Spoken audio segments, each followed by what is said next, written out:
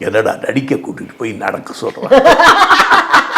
பாரதி ராசா சிவாஜியை எட்டி உதைக்கும் போது உட்காந்துருந்தது அதெல்லாம் அடிக்கவே இல்ல அவரு. அவர் சொல்லிட்டாரு முதல்ல, அத்த நான் கிட்ட வருவேன், நீ அப்படியே விழுந்துடும். ஐயோ, கிட்ட வரதே தெரியலன்னா நான் எப்படி விழுருக்கோம். அதுதான் ரொம்ப ஒரு டாஸ்க் மாதிரி இருந்தது. இப்ப பட்டுருச்சுன்னா சார் டப்புன்னு விழுந்துடலாம். படவே இல்லைன்னா இந்த கால் இங்கே நிக்குது, நம்ம விழுந்தோம்னா அது கஷ்டமா இருக்கும் இல்லைங்களா.